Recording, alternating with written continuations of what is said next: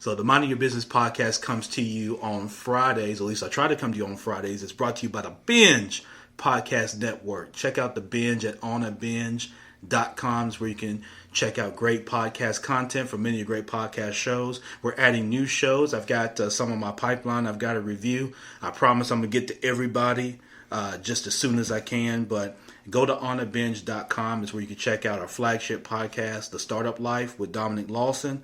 This podcast, Let's Be Real, Nothing But Buckets, and several others. And so definitely go and do that. That's onabinge.com.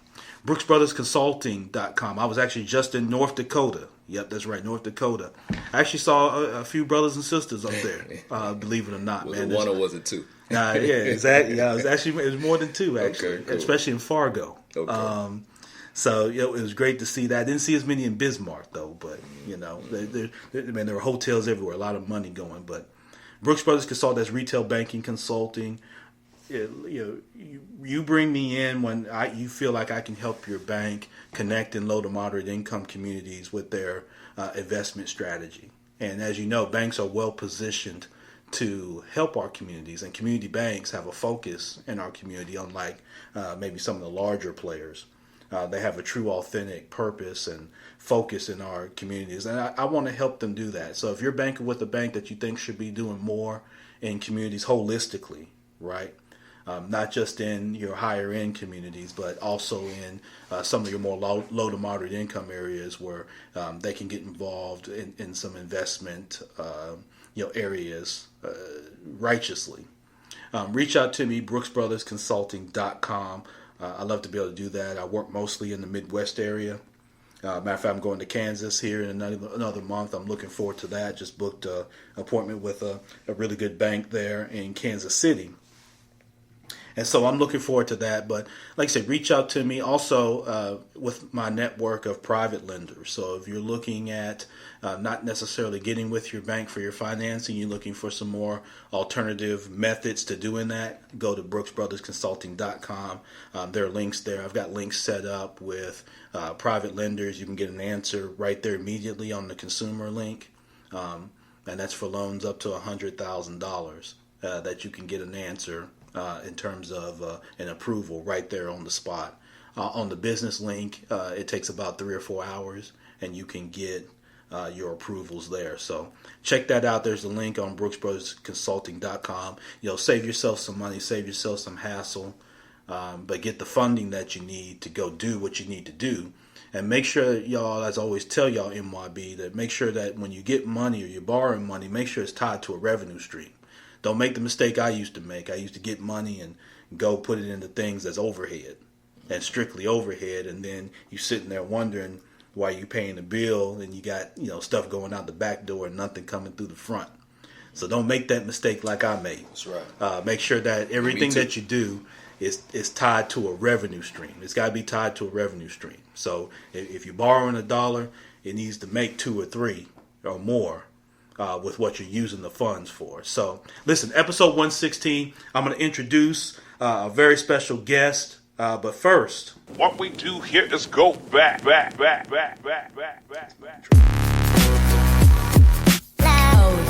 what's up? Stand up. Yeah, stand up, man.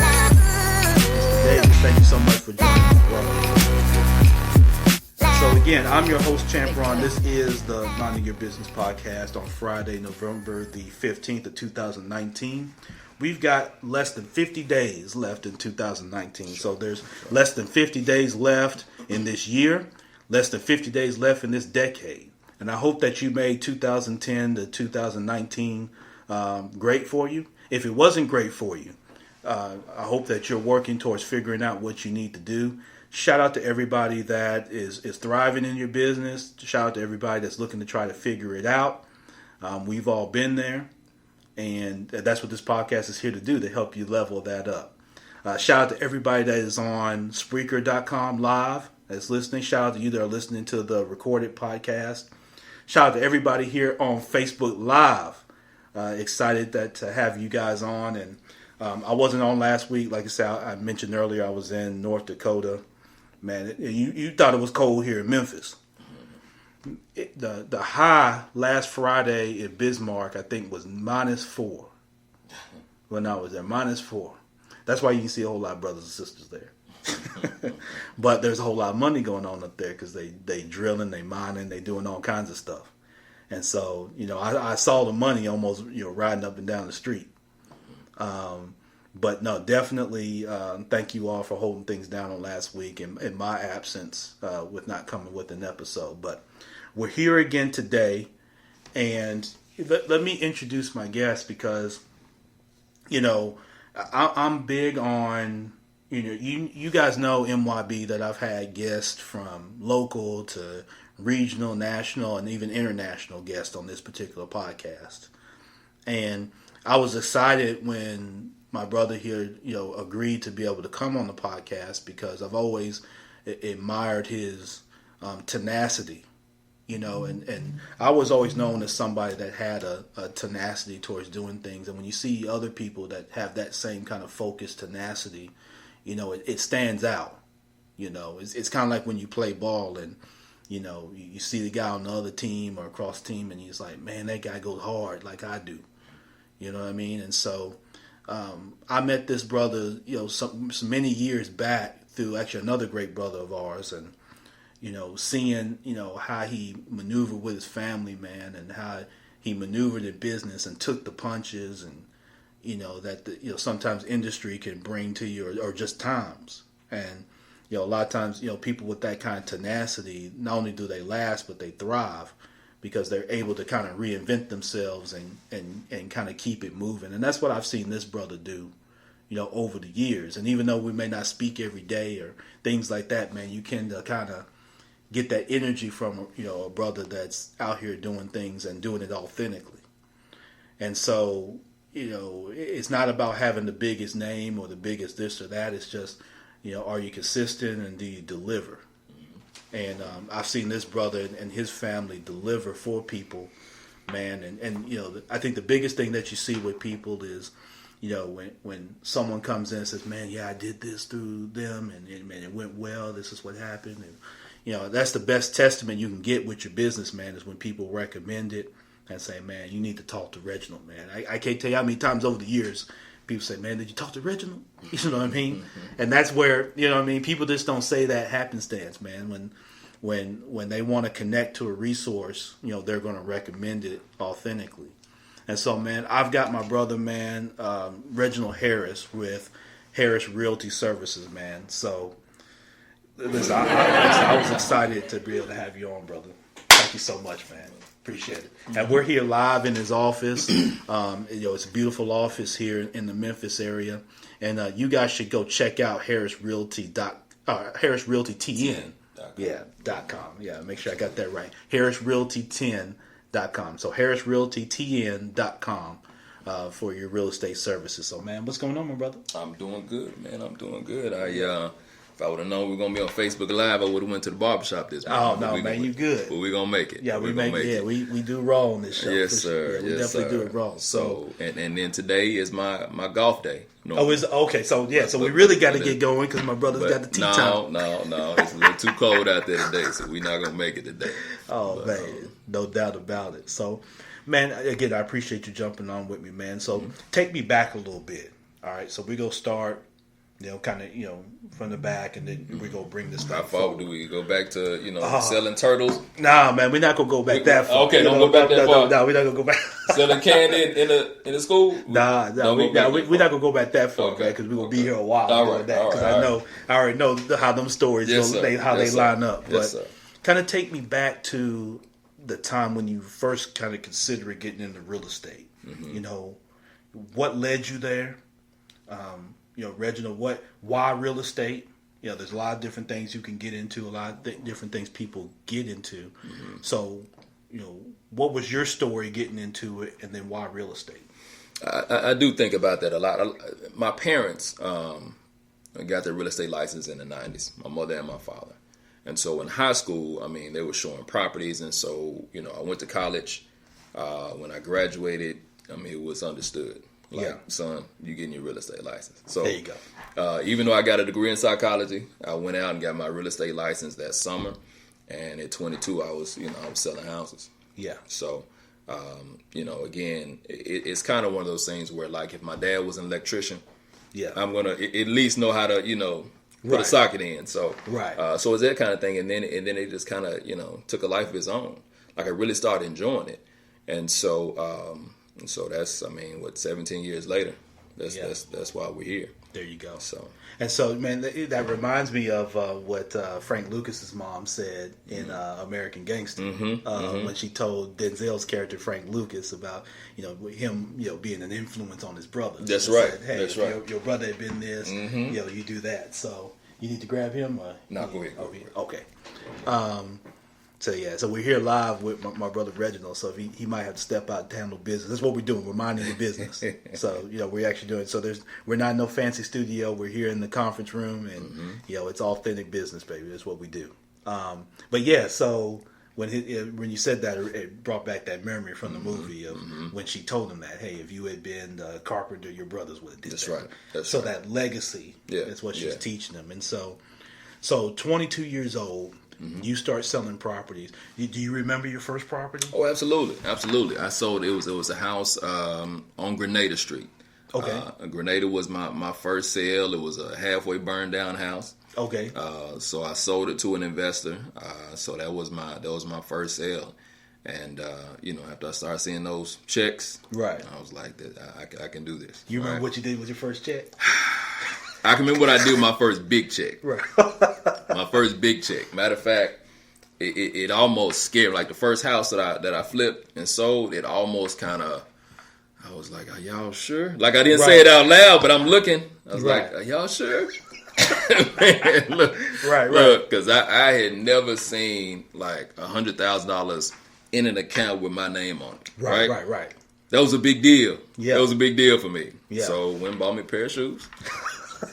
Right. And then I put the money right back out there. Okay. So well, I wasn't had a little bit of wisdom back then. There you go. I had a little bit of wisdom. There you go. So I took, did treat myself a little bit, but after that, I put the money right back out there because if I can do this, then I can take do more. $95,000 and put it here, and I can make some more. So that's kind of how. See, you were smarter than me, man. My first kind of big check like that, man, I went berserk. Man, why they put that money in my hand, man? I was at the closer table. I thought the same thing like you did. I'm sitting there at the closer table. Now I was a little older than you were too, so I was older and less wise than you were. But man, when I saw that, I was itching to get out. So I was trying to hope they could get through the closing. Please, let's no issues or nothing. I need to see so man, they were like, this is for you, and of course I got it in my name, and I'm sitting there, I'm about sweating. I'm like, man, go inside. She's flipping the pages. Man, I took that money. I took my lady at the time. We throw deuces up. I'm booking stuff that night. I guess. I'm at Oak Court. You know what I mean? Living it up. Yeah, man. I was like, man, I parked in the back. Oak Court. I didn't even look for no front park. I parked as far back the way. I walked in because I'm feeling good. I got this money. You know what I mean? I'm calling people, seeing who need money. That's how crazy I was.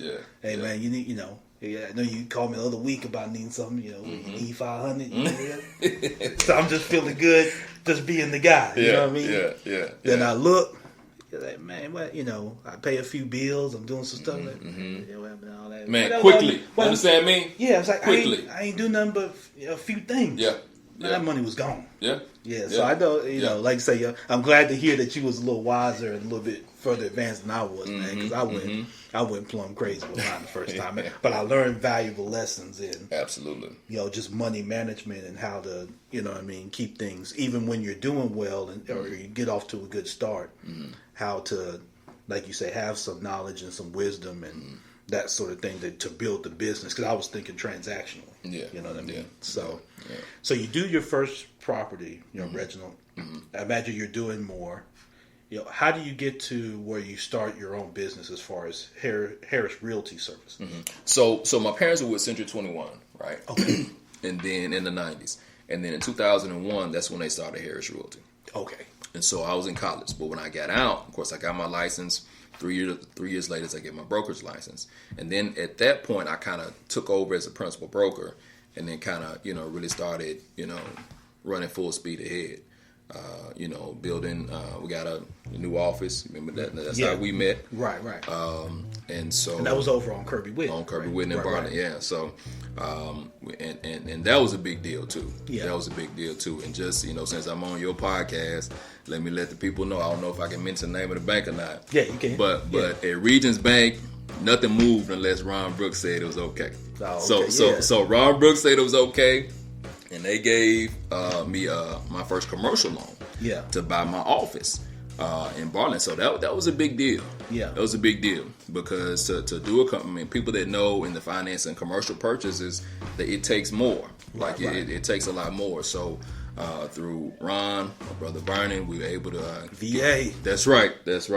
We were able to get that done. I think, man, I was like 26. Yeah. I was like 26. Yeah. So that was a big deal, man. Yeah. That was a big deal. So I appreciate you, man. I was glad you were able to do it, man. And so, so you get that going. Kind of who's working with you at that point? I know you. So you kind of take over. It's family business. Mm-hmm. So you got, I imagine, family members, that are working with you and that sort of thing. So, how does that kind of cultivate as you kind of more take the reins? Mm-hmm. So when I came on again, like I said, I'm a principal broker at 25, and so. Now I've got these people that are 40, 50, and 60 that have got to come to me and report to me, and you know what I'm saying? I've got to give them advice and tell them what to. So it was a lot, to be honest with you. I don't think I let it show, you know what I'm saying? Right. Because the thing I did, I always made sure that I studied. Yeah. You know what I'm saying? And I knew my stuff. And so what that forced me to do, I wasn't just kind of flying out there. I was studying the current trends. I was studying what's going on. And again, I was getting experience because I was going out and I was actually getting a lot of sales at that time. Yeah. So again, with real estate, your biggest teacher is experience. Right. Because you can learn all you want to in a book, but their experience compounded with me knowing the current stuff that's going on. It allowed me to be a great resource for them. And so our business began to grow. Yeah. And so my father was there. My mother was there part-time. And then actually in 2006, too, that's when I started the real estate school. Yeah. Yeah. So we've got, it's called Fast Track Real Estate School. Okay. So at the time, it was the only completely online real estate school in the state of Tennessee. Yeah. And so I started that in 2006. And then it just kind of, everything kind of started feeding into it. Like, yeah. And to be honest with you, when I was 22, my plan was to have one, I visualized having one building and having the closing attorney there, real estate office, the insurance office, and everything, and appraiser's office all in one place. Yeah. So when they come in the door, we're going to get them one way or the other way. Right? Exactly. You're not going to leave until you spend something. You got one umbrella there. One umbrella. And all the services are under that one umbrella. Right. So when you walk in, whatever your needs are, there's someone there to take care of you. We're taking care of you. So if you want to start a career in real estate, we got the real estate school here. Okay. So that is, been the goal since I was 22. Yeah. And we've slowly and methodically kind of put that together. Yeah. So the real estate school came on. And then after my mother, because my mother was a school teacher. Okay. She's taught school and so real estate. So once she retired from teaching, I said, okay, well, let's open up and let's do on-site classes. Yeah. Because I wasn't about to teach no classes and said, really, I said, no. Right. But now that you're retired and you've been teaching for 30 plus years, let's go ahead and move on, transition. Right. Right. You got more flexibility. Nobody's telling you when to come and go. Right. You set your own schedule. And so that's how the school has really been able to grow. Yeah. And we get a lot of referrals for the real estate school. And again, you're talking about a woman that's been doing it for 30 years. Yeah. So she knows what she's doing and she's knowledgeable about the business because she's been doing it since the 90s. So let's stay there with the school because, one, when I hear the innovation because online schooling in 2006 in any platform was still kind of in its infancy stages. Because you remember the iPhone didn't come out till 2007. So that's really what started kind of the smartphone. So, 6 people, we didn't have these smartphones. Correct. Stuff like that. We still had to flip That's right. and the razors That's right. and all that. So the technology really wasn't there. So, for people that come to your school, what can they expect, when they finish? Do they start with Harris Realty and kind of become an agent at that point? Or? So this is the thing. We've got, the people that come through, a lot of them get attached to my mother. right? You know what I'm saying? Miss Harris, I'm comfortable with her. And then we do have some that do come to the company, but we don't take everybody though. Okay. You know what I'm saying? Because just imagine what a company looks like where we've got, 50 brand new agents. Like that will run me crazy. Yeah, you know what I'm saying? Like nobody knows what they're doing. So we do take on some, but and we always tell people, listen, we're here, but don't think that you have to come to Harris Realty. Okay. Right.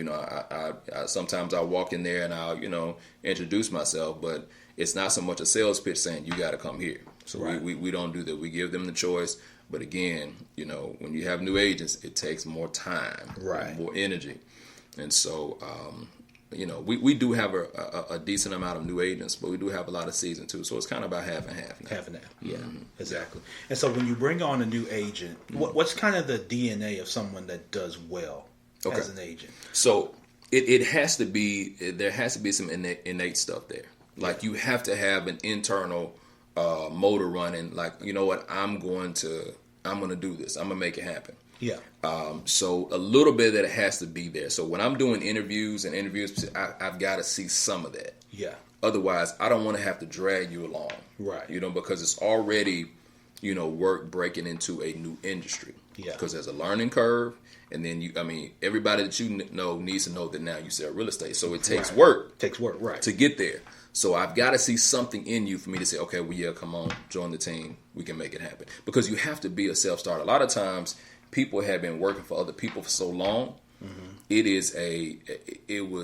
It's mind-boggling for them to think that, okay, well, nobody's telling me to come to work, but I still got to come to work. Right. Don't let this fool you. You know what I'm saying? A lot of people think I'm be self-employed, so I don't have to go in. No. You have to keep a schedule as though you're working at FedEx or UPS or somewhere else. You got to determine in yourself, what hours am I going to work? Right. Okay. Now, it can be from 10 to 4. Mm-hmm. It can be 10 to 5, whatever, but you need to have set hours. Right. And you can't. And like I train them, I'm like, you have to make sure that you're investing in your business every single day. Mm-hmm. A day shouldn't go by where you're not farming and trying to find new clients. Right. Every single day. So it's that consistency and accompanied with the mentoring that really makes the agent successful. Yeah. So I'll take them with me. If I got a listing, okay, here, share this listing with me. And that's what I do to the new agents. I always give them we either share a new listing, mm-hmm. or we have a buyer that we work together, because again, it's expensive in the beginning. Right. And so to help them offset those expenses, I try to make sure within the first 3 months that they get a sale under their belt, so they can use that to offset what they put in. Yeah, exactly. So that's kind of what we do. But again, you got to have something in there. Yeah. And you got to follow the program that we lay out. There you go. Yeah. Mm-hmm. So what I found is, even with bank consulting, it's the same thing like you just described. Mm-hmm. That a lot of times, because people have been working, memes on social media got folks, and mm-hmm. People bashing 9-to-5s and all that. And so that now people want to do their own thing, mm-hmm. or they've been impacted. I joke a lot of times on the podcast about there's a lot of vigilante entrepreneurs. Meaning they were let go from their company, mm-hmm. and mm-hmm. now they want to rid the world one EIN number at a time, mm-hmm. right? Mm-hmm. But they don't. I work more. I was once, like I say, my last job, I was the VP mm-hmm. of a retail area. I got just say the man. Don't say VP. Yeah. Just say I was the man. I was. Go ahead. Yeah, man. I was the VP there. Mm-hmm. I won't say I was the man because mm-hmm. folks get to mm-hmm. But I'll say it though. Yeah, but you didn't hear that from me. Mm-hmm. So I've got all these people rolling up to me. Mm-hmm. I work more now. Mm-hmm. Mm-hmm. Than I did as the VP, where I got 95, 96 people reporting to me, which is 2/3 of the organization. Yeah. Because, as like you said, do I have the flexibility to just come and go? Yes, mm-hmm. but that's offset from the responsibility that I don't have this infrastructure already set up. Mm-hmm. That whatever I do, I'm getting paid on Friday. Mm-hmm. Right mm-hmm. now, mm-hmm. it's if I don't do it. Mm-hmm. I'm not getting paid on Friday, mm-hmm. right? That's a motivator to be focused and kind of do your thing. And like you mentioned, and for me, I look for that same thing in people. I look for that heart and that tenacity mm-hmm. that you want to do something. You're not motivated by your timeline. You're not motivated by what someone done said. Like on tough days, you'll get up and go do.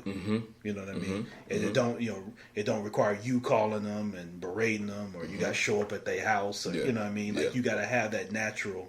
That's right. And in this game, you get your teeth kicked in. You know what I mean? Listen, and so when you're doing your own thing, like when I call up a bank, I'm calling up CEOs that are twice my age.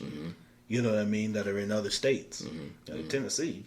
Yeah. Who are you? You know, did they see me online? And you know what I mean? Oh man, I'm twice this dude's age. You know, what are you gonna tell me about? You know what I mean? Yeah. And so you get your teeth kicked in some. I imagine like a new agent does sometimes. And forgive me for this term, but you get your nose bloodied a little bit. That's part of the experience. It's the experience. Yeah, that's right. Because again, there are times where you may have 3 or 4 or even 5 closing set up to close in a month. Right. And you have already lined up the bills that you're going to pay with these closings, right?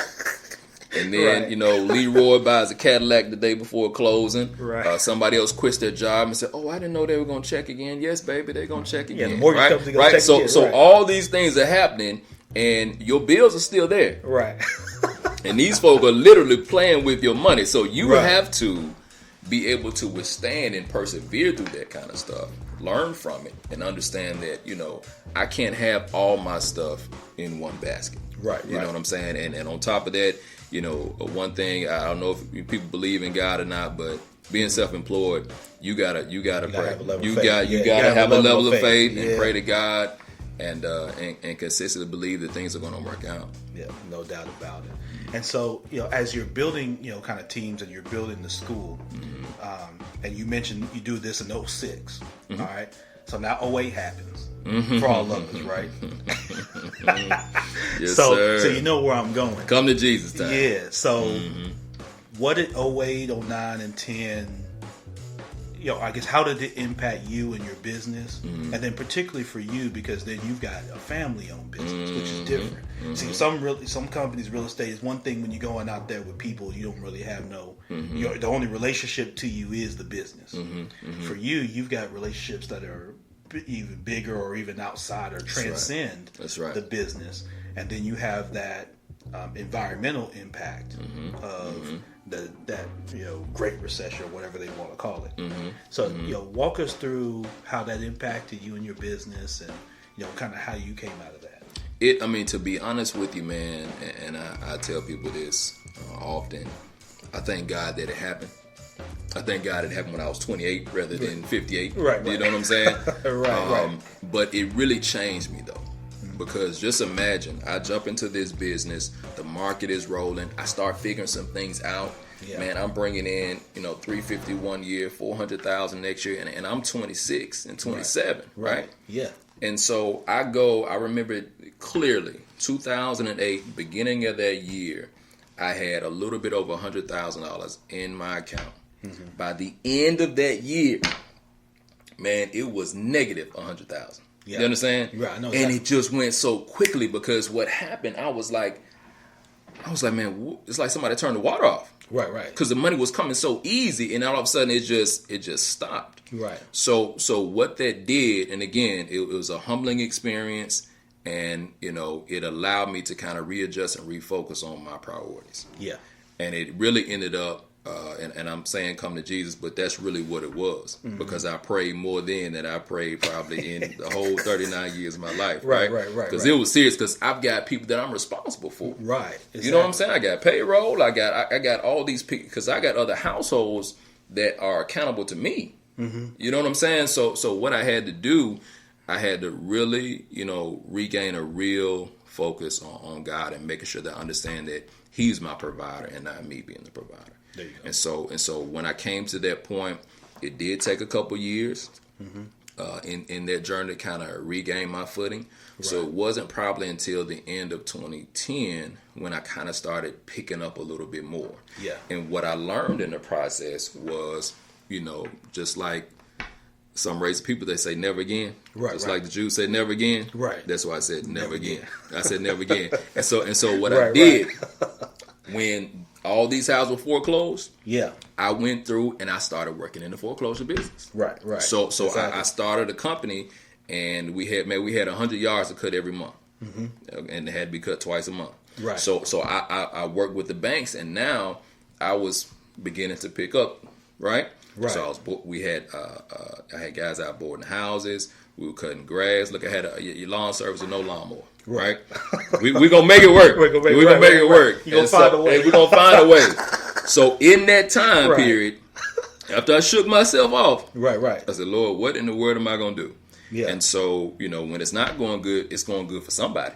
Right. So it was going good for these preservation companies who were taking care of these foreclosures. Right. So I got into that, and so I was able to. I had a cousin that really assisted me in getting set up with that, and then that moved on to another business too, where I started doing other rehab work on commercial properties. Yeah. Different businesses.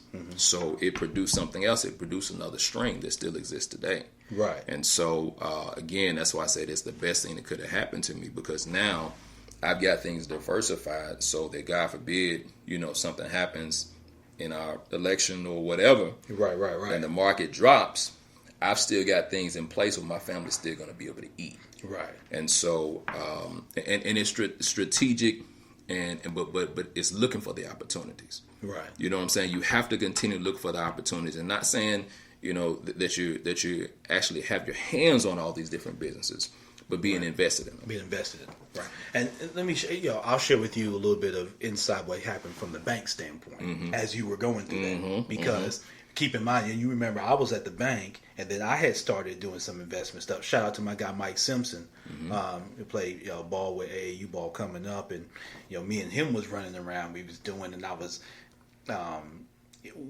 I saw it coming. And the banks saw it coming because they were participants in it.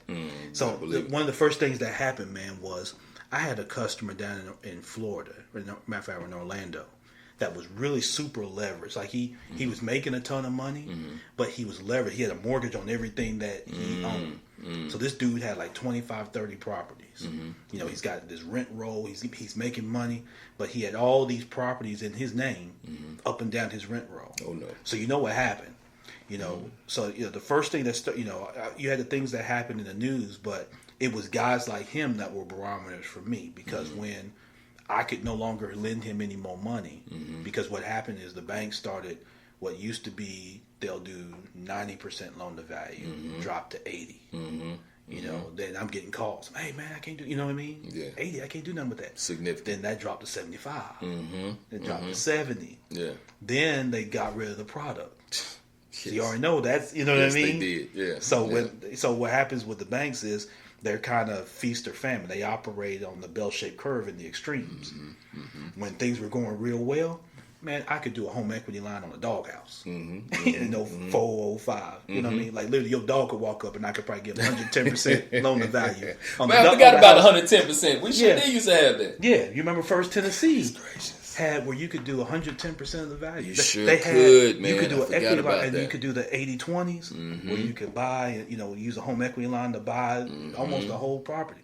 So those were the blow and go days. Yeah. So when those started going away, I said, I see what's going on. Why did you call me, man? When did you call me? We talk. You know what I mean? We had them conversations. Yeah, we had them conversations. Like, man, this is what's going on. You know what I mean?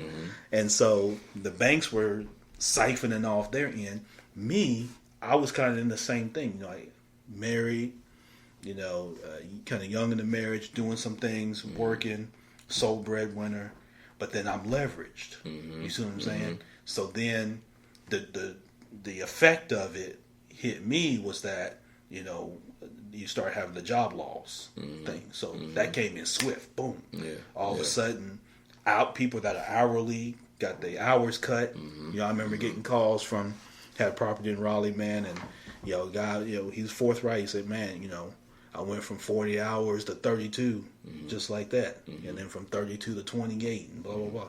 Then you had people losing their jobs altogether. Correct. And then couldn't immediately get another one. It wasn't like he lost his job and I've got prospects I'm going to start again in 2 weeks. Yeah. This was like, man, I lost my job run and, I don't know what's next, and then a month go by, 2 months go by, 3 months, and now either they got to be trying to sell, or try to do whatever. And so, man, it was, like I said, it was tough. But what I love what you said is you kind of quickly pivoting and then reinventing yourself. Yeah. You know, some of my customers even back then were slow to do that. Like my guy in Orlando, all he did was just dig himself deeper because he did more debt that was more expensive, right? Because because the only people that was lending back then, you started getting these almost like hard money people or these cash advance people where, I remember he got himself in the worst trouble because he ended up getting a loan to keep himself going and to get some more properties, but they were drafting him every day. It was when that first started. And so that was enticing a lot of these investors, man, and they were getting in tough because you borrow $100,000 and they start drafting your account. They give you the $100,000 and then they start drafting your account the next day. Daily, So and then every day, Monday through Friday. Every day. So for him, it was cool at first, them first 2-3 weeks, but then it's eating into his money. You know what I mean? When they drafting $300 and $400 a day out your account, and he couldn't read that up fast enough. So I love what you said that, you know, Reginald, man, about you found a niche. May not have been the best thing that you really wanted to do, but you find a niche to survive. That's right. And that's one of the things I share with you, MYB, is there's going to be another downturn that's going to come. Now, it's not going to be like 2008 because it probably won't be as real estate heavy. And as severe. Yeah, it's going to be probably more trade based, more of these trade tariffs and working with, you know, internationally with other companies. That's probably, or countries, that's probably what's going to be more of this. But, you know, one thing you got to be able to do in this game is be able to quickly pivot, man. And I remember seeing you doing that because I remember talking to VA, right? I was like, you know, man, what's Reginald got going? He's like, man, Reginald is, you know, he's cutting grass or what? You know what I mean? He got these guys like, cutting grass. Yes, sir. Yes, sir. Yeah, but see, that's the thing because it's like it hits and makes sense. Because then I'm like, man, you know, that's the way. And the guys that did survive, they took their lumps, but then they found what was working. It's like in banking, the thing that started hitting was compliance. You know, because President Obama comes in.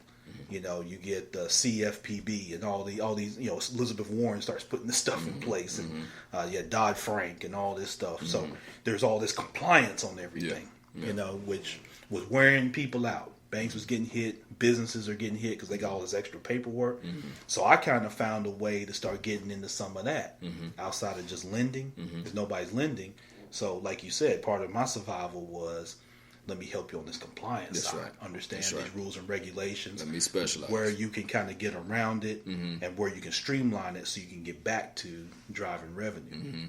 And that kind of kept me through that 08, 9, 10, and you know, through 11. And one thing, let me make sure I say this, and since we're on Facebook Live, let me look directly at any entrepreneurs out there that may be in a severe dry patch. And this is one thing that I wish I would have known back then. You got to find that breaking point when it comes to your business, when you need to shut it down. It is not it is not failure. It is not, I mean, you can shut it down and you can pick yourself back up in a year or 2 or 6 months or whatever. But one thing that I tell people, you do not need to go into your household money to take care of your business.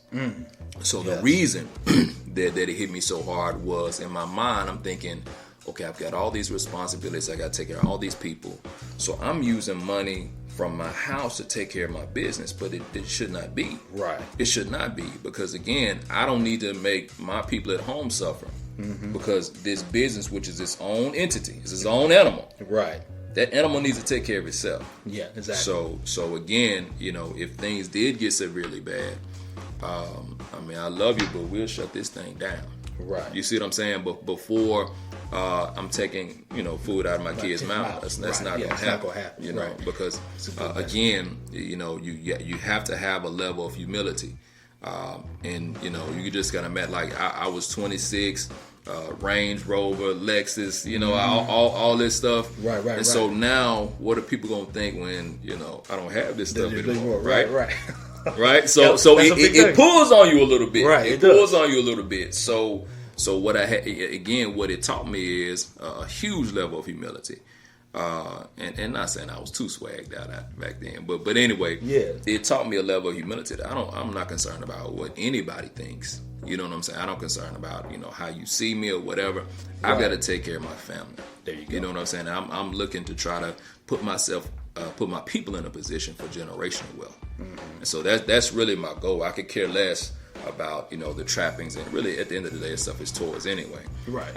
So, I want to be able to have my kids graduate from college and each one of them have their own house paid off. Yeah. So whether they want to live in it, that's fine.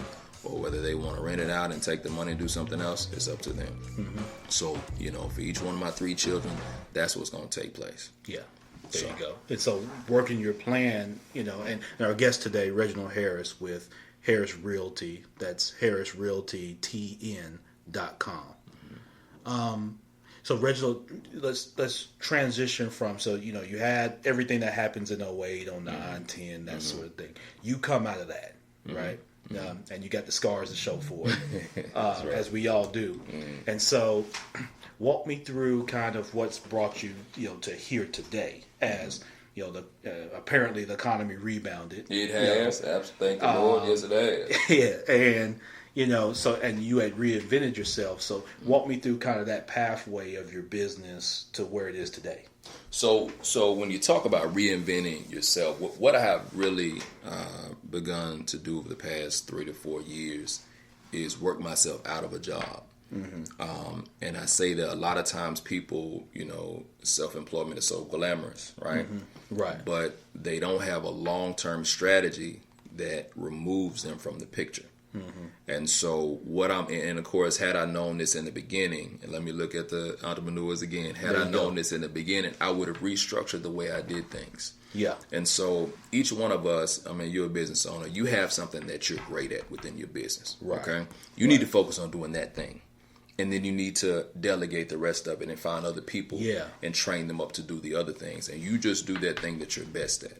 And that's the key to kind of keeping the business going and running. So right now, again, the evolution of what we're doing, like when I say today is golf day, Friday hasn't always been golf day. Right? Well, I know it. Yeah. There was no weekend. Like people say right. TGIF. I said, for what? Because I'll be working through Sunday. Right. So after I kind of changed my mentality about entrepreneurship, I'm working myself like I only work 4 days a week now. You know what I'm saying? And I delegate those other 3 days because I got to spend time with my family. Right. Because they're going to be gone before we know it. Like we talked before, they're going to be gone before we know it. Yeah. So, what I'm saying is in this season, I'm working to create a system that runs without me being there. So, and we went to Jamaica last year for a week, and I'm sitting there thinking I'm doing something at 7 days in Jamaica. We were sitting next to a couple. Yeah, we're here for 30 days. I said, come again? 30 days. So it's not retired now. Right. These people are vacationing for 30 days. Right. Like I didn't know that was an option. Right, exactly. But they messed up because now I know it's an option. That's right. Right? They just now I know it's an option. So there's something I have to do. And again, what that comes down to is not me not making all the money, but me investing in people. And just like I said, looking for opportunities to invest in people. We went to New Orleans this past weekend, met a young man's got a real estate company. Well, we really hit it off, liked him, and we're probably going to end up investing in his company. So now we have a partnership in another business down there. So that's just, and again, but we're looking for the opportunities. Right. We're on vacation, but baby, look, 4 o'clock, we're going to meet, what's the name? We're going to look at these properties. Right. It's understood, right? Because our goal is to be at a point where we are empowering so many people. And if we just get a little bit of residual from each one of those things, then we don't even have, I don't even, in 5 years from now, I don't even think about money. Right. You know what I'm saying? I don't want to think, like in terms of daily stuff, utility bill, I don't even want to think about that kind of stuff. It's just handled because it's just part of your system. It's taken care of. But again, all that is coming from investing in people and investing in making sure that I have the infrastructure in place so that people can actually, be able to succeed in the areas that I'm putting them in. Yeah. So, and that's been, a challenge for me starting out as far as full time. Essentially February will make 2 years of me full time. From a bank consulting standpoint, and it's like you said, part of what makes it a business. Right now, what I've done is I've invested in my own job, meaning that, I've got flexibility to do things. But like you said, if I go to Jamaica for a week, nothing really happens that week. Like no business closes without me being involved. Yes. So if I go to Jamaica, or me and Kim go to Jamaica, I still got to be connected some type of way to make things move myself, right? So that's, like you said, self-employment. And most people confuse that with, kind of this business ownership. The business ownership comes, like you said, where you've got a system in place. FedEx runs not because Fred Smith go and jump on every plane and fly every package, right? Matter of fact, Fred Smith probably can't tell you the algorithm on fuel, on how much fuel to put on a plane to balance the weight and all that. He can't tell you that. I guarantee you can't. You put a gun to his head, you go have a red mess on your wall, right? He can't tell you that. He hires people from Harvard to tell him that stuff, right? That's right. So, and he hires pilots to handle it. So everything, like you say, so you have to build this system. And so I always share, like you say, your long-term goal when you start off more of kind of self-employed and kind of building. But you've got to be thinking of, like I'm thinking of a system now. Like I was in North Dakota last week. Could I have had someone on my team that I trained that instead of me flying to North Dakota, being away from my family, doing all this in -4-degree weather, could I've had someone that was in that area that might could have drove 30 minutes, took care of all that. Maybe I don't make $3,000, maybe I get $500, right? But now I've got one of those people in, kind of in the field all the way around. So now I'm coaching and developing. So now if I do go to Jamaica for a week or even 30 days, I'm not worried about did the mortgage get paid, or did the utility bill get paid, or did this get taken care of, or I'm not worried about my car declining while I'm in Jamaica because you know what I mean? You checking on your phone before the waitress come. I got right, exactly. Right, you tell, man, it must be the swipe. You know what I mean? It must be the swipe of the car. Right. So, I feel what you're saying, Reginald, because that's the point that you try to get to is so that you don't have to worry about those things. Correct. And I try to tell people, even if you are working a job, try to have that entrepreneurial kind of focus there. That's right. Right. So, business ownership is not for, like I said, I don't want everybody owning the business. Just selfishly for myself, because someone has to, for it to scale, you have to have people as employees. And let me look at the camera again. Please, y'all stop talking about these people that have jobs. Like I know the big thing now is entrepreneur, but listen, it's not a terrible thing to have a job. Like I said, I was a school teacher, and I sold real estate for the first 6 years. So I was doing both, right? Right. So do not quit your day job until you solidly have a plan and finances in place to break off and do your own thing. True. And then two, if you are working a job, you just have to, again, like you said, you have to change your mentality and look at it not so much as these people paying me a check, but this is a partnership.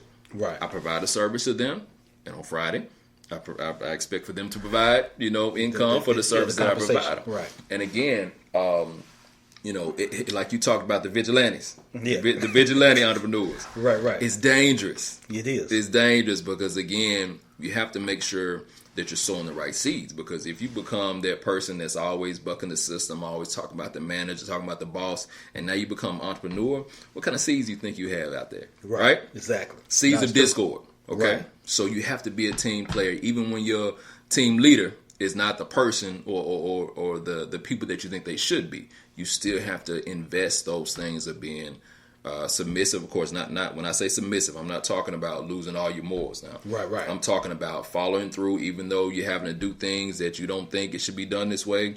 You do it anyway in excellence. We're not waiting for it to fail. Right. Now, I'm gonna do this, but you waiting on it to fail. No, that's not the right attitude.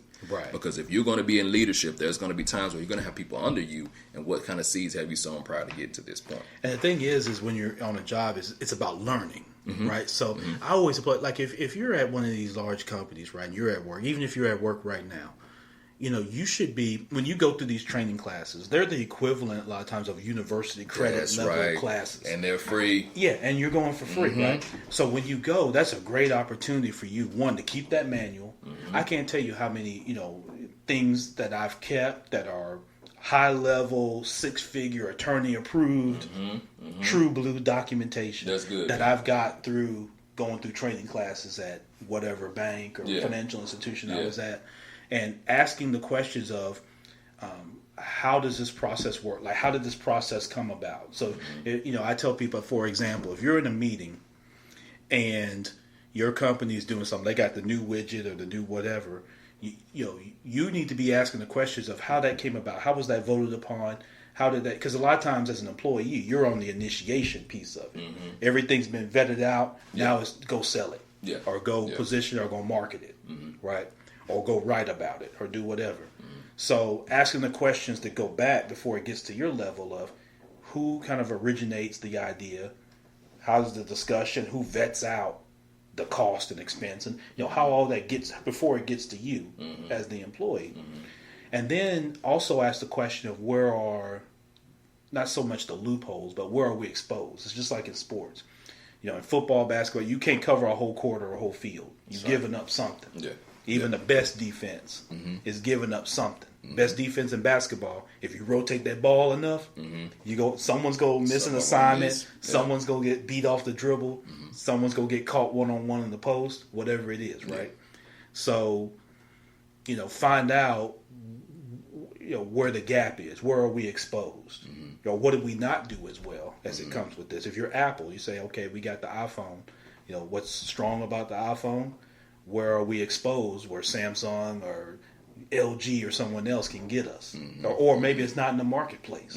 You know what I mean? Yeah. And so that leads to the opportunities, like you said, from a business standpoint to say, okay, can that be replicated? Is there a need? Will people pay for that need? That's right. If, because there's someone that's making a lot of money on the iPhone who just provides that one button that go on the side. One button, my brother. Yeah, that's the right. one button. That's right. There's a manufacturer somewhere that's with Apple that made millions of dollars just saying, you know what? If we made that button instead of 1 inch, we made 1.5 inches, it would give you so much more room on the phone, which allows you to add this many more features, which reduces the battery life by X amount percent, blah, blah, blah. Someone had to figure that out, but you've got to be in tune with what's going on at the company. So I always tell people, whether you're working with the bosses or you're in these training classes, ask those questions and get a sense of, hey, like you said, I'm a partner in this business. I'm not just an employee. I'm a partner. So I think of myself as a partner in the business. So I want to know, even at the bank, I want to know when we stop. Why did we stop lending? How much does it cost us to buy the money that I turn around and lend to the customer, right? What goes into producing a checking account? How is it housed? How's the reporting? What's the cost of this one checking account? Where do we have gaps? And that's why I found it, even in my consulting practice, banks have gaps in working in low to moderate income communities because they're closing branches in them, right? And a lot of them are divesting. You know what I mean? And so that goes, definitely a long way in terms of, like, say, me developing, my particular practice. So, Reginald, let me ask you this, man, as we kind of get towards the end, man, because you provided, some wonderful nuggets, brother. I always like to ask, people to take me back to one of their tougher days, or the toughest day in your business, because you've been at it a long time, brother. Take me back to that day where you almost gave up, because obviously you didn't, right? But I like to think that most people have had at least that one day. Now, I've had some people come on the podcast, they had a whole year like this. But take me back to your toughest day, man, and not through the details, but just what your mindset was, and if you were close to quitting, what kept you from not quitting? Because you've seen a lot of people come and go in this. I mean, I'm not talking about like on the street level. I'm talking about even big players that used to be on TV. Absolutely. And you remember some of the subprime lenders that they were around when you were starting out that are not around no more. That's right. So walk me through that day, man, brother, and what kept you going? What something within you kept you going? So, I don't want to put in a day. I'm going to put it in a whole probably 6 months to a year, because that's how long it lasted. And I didn't realize I was in this thing until my dad brought it up to me. He was like, son, you lost you don't have your, you don't have your swag. He said, son, you don't have your swag no more, right? All right. And so it was so subtle, and I had to kind of because I'm a psychology guy, so I had to self-assess. I was like, you know what? I think I lost my confidence again in my ability to make things happen. Because again, one of my greatest gifts is when people bring a problem to me, I'm saying, hold on, okay, we'll do this, and this, and we can figure it out. Like it just comes to me, right? Yeah. And I was in a situation where nothing was coming to me. Like I didn't know how to be. So right. So in that point, and one other quality that I have, and sometimes it helps and sometimes it hurts. I don't think I can lose. Right, so I don't gamble, bro. Right, I don't gamble because I literally think I'm gonna win every time. Yeah. So for a moment there, for those probably 6 months, I kind of lost that. You know what I'm saying? Because I was really like, okay, well, let me just maintain, let me just do what I have to do to survive. And so, for that time period after that market crash, that hit me. But again, after my dad made that statement to me, I kind of began to self-assess, like, all right, let me shake myself and get refocused to who I really am. You know what I'm saying? And that's where that relationship with God came into play, because I really spent more time with Him. And that's how I renewed myself to who I was in the Word. And that's what built my strength up to be able to, get myself together and say, you know what? I got all these goals. They're up here and I'm way down here. Yeah. So I've got work to do. So that kind of picked me up to get up and do what I need to do. There you go. So. Yeah. And so now you're here today. What's next for you and for Harris Realty? What do you see on the horizon for you guys? I know you talked about kind of your 5-year plan. Obviously, not have to worry about money, but from the business, are you kind of more in your growth mode? Are you looking to kind of maintain it and kind of develop what you got, or what's kind of the? I don't know how to maintain, to be honest with you. Yeah. Like I said, I start feeling lazy if I'm just maintaining. You know what I'm saying? I don't want to ever get to a point in my life, business, career, relationship-wise, anything where I think that I have arrived. And I'm definitely not there. I'm content, but I'm not complacent. You know what I'm saying? Because I know that there's much more out there that I'm going to have. And when I say I mean me and my whole team, everybody. Right. And so the thing that I'm thinking about, like the immediate small steps, like one thing with this building, we're going to get the title company.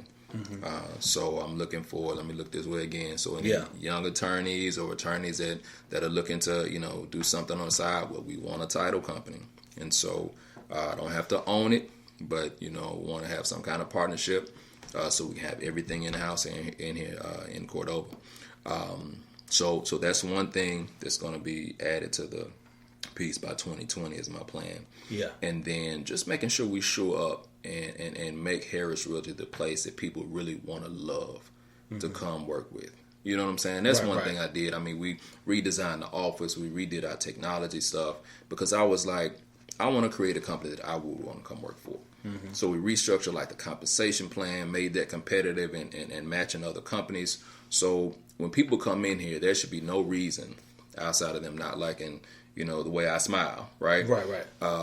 That they would not want to be here. You know what I'm saying? We provide the training. We have a school, man, that's in, you know what I'm saying? In-house. School, in-house school. Yeah. So, a former educator, there's no way we cannot have that piece. Right.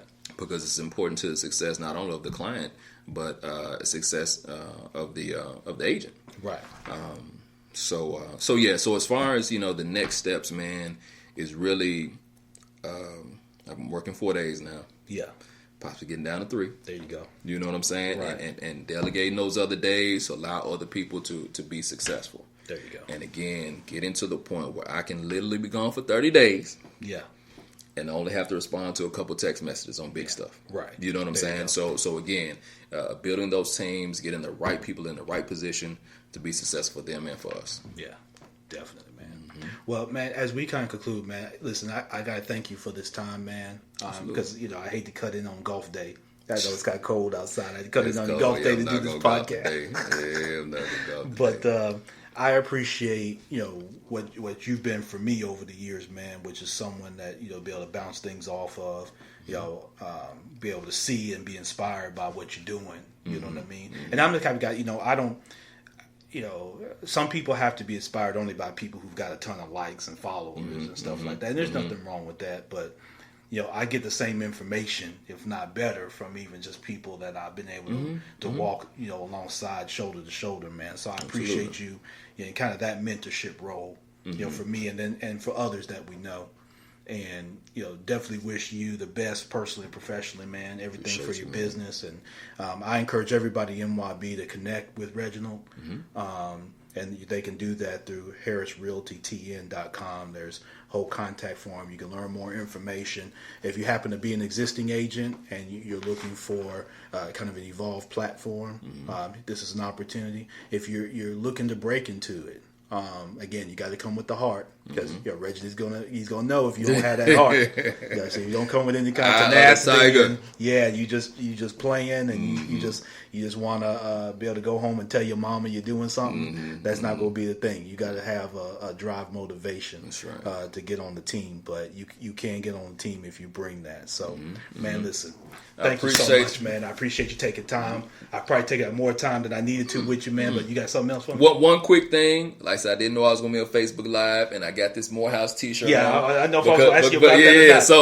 So I support all my HBCUs, but I did go to Xavier University in Louisiana. There you go. So I don't want to disrespect the home, nobody. I didn't know it was going to be on video, but that's it, man. That's all I got. And I appreciate you having me, man. I enjoyed myself today. I definitely did. Yeah, thank you so much, man. And so harrisrealtytn.com, Reginald Harris, man, with Harris Realty, man. That's the way that you do it.